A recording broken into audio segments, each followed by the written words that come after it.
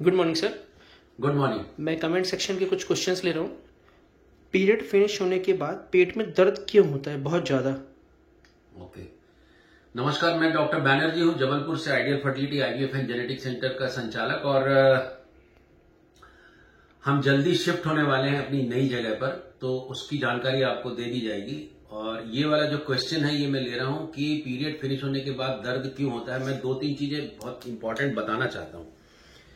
जैसे ये जो पीरियड होता है, इस पीरियड को यदि हम 2-3 दिन का पीरियड माने, ये 0 to 3 days मान लीजिए, यदि दर्द यहां से उठता है, ज्यादा होता है और पीरियड शुरू होते साथ धीरे धीरे घट जाता है, तो ये नॉर्मल है। ये अधिकतर यंग गर्ल्स को होता है। इसमें क्लॉट्स टाइप की चीजें निकलती हैं, इसके कारण ये पेन होता है। इसमें आप एनाल्जेसिक ले लो। एनाल्जेसिक मतलब दर्द की दवाई ले लो।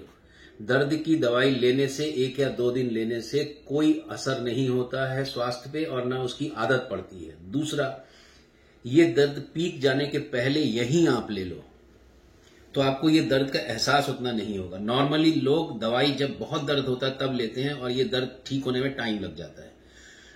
ये एक नॉर्मल, जिसको पेनफुल पीरियड्स होते हैं, उसको ओव्यूलेशन होता है, उसको ऐसा पीरियड आता है। एक दर्द होता है जो यहां से चालू होता है और यहां तक बढ़ता चला जाता है और पीरियड फिनिश होने के बाद 2-3 दिन बाद ठीक होता है। ये दर्द अधिकतर पेल्विक इन्फेक्शन का या फिर एंडोमेट्रियोसिस का होता है।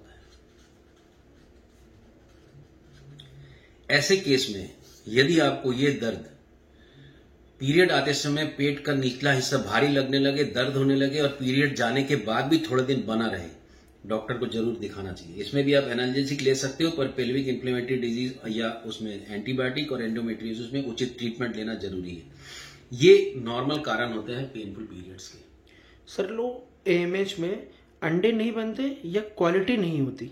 लो AMH में अंडे नहीं बनते ऐसा नहीं है। लो AMH का मतलब होता है क्वालिटी ऑफ एग्स। अंडों की क्वालिटी कम हो गई, इसलिए AMH का लेवल गिर गया।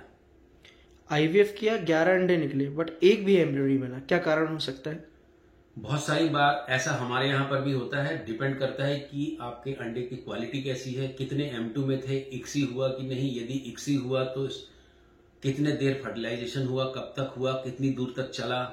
कई बार ऐसे केसेस में हम स्पर्म का भी जांच करते हैं। हस्बैंड का कैरियोटाइप और DNA फ्रेगमेंटेशन टेस्ट करा लेना बेहतर है।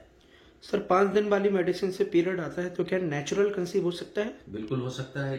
5 दिन वाले में हो रहा है मतलब आपका एग्स रेगुलरली नहीं निकल रहा। कई बार पॉलिसिस्टिक ओवरी में ये होता है और उसमें प्रेगनेंसी हो जाती है। 1.2 AMH में दवा से पीरियड आता है, क्या करें? 1.2 AMH में दवा से पीरियड यदि आता है तो कौन सी दवाई से आता है, किस दवाई से आता है और उस दवाई से नहीं लेने से क्या फर्क पड़ता है, पूरा हार्मोन का जांच और पूरी जांच जरूरी है। इस वीडियो में बता नहीं पाऊंगा। एज 30 है, पहले पीरियड आए शुरुआत में, फिर पिछले 3 साल से बंद है।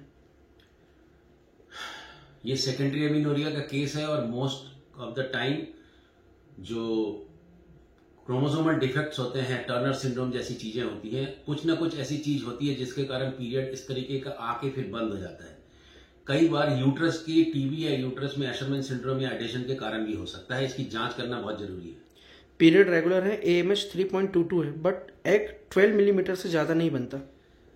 एक्चुअली ये जो यदि पीरियड रेगुलर है तो नेचर का एक नियम है, 17-18 मिलीमीटर तक जाके अंडर रप्चर होता है, तब जाके पीरियड आता है। तो ये हो सकता है एक साइकिल में आपका 1-2 साइकिल में मिला हो, पर आप यदि रेगुलरली देखेंगे तो ऐसा शायद नहीं होता होगा। आपकी जांच करके ही बता सकूंगा।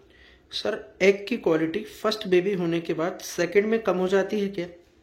देखिए, फर्स्ट बेबी में जब आप जो भी आपकी एज होती है, सेकेंड बेबी में जाते समय आपकी एज बढ़ती है। कई बार लोग बहुत गैप ले लेते हैं, तो वो जो गैप में उम्र बढ़ती है, उस उम्र के कारण डेफिनेटली एग का क्वालिटी जो पहले बच्चे के समय था, डेफिनेटली वो कम होगी। नसबंदी ऑपरेशन खुलने के कितने चांसेस होते हैं? नसबंदी ऑपरेशन खुलने के चांस डिपेंड करते हैं किस तरीके का नसबंदी हुआ, कितने दिन पहले हुआ और कितनी ट्यूब निकाल दी गई। अधिकतर सिजेरियन के समय जो नसबंदी होती है उसमें ट्यूब रिवर्सल या अच्छा होने का चांस थोड़ा कम रहता है, बजाय कि लेप्रोस्कोपी या दूरबीन वाली पद्धति के। लेफ्ट ओवरी में सिस्ट है सर, क्या करना चाहिए? लेफ्ट ओवरी में सिस्ट, कौन सा सिस्ट है?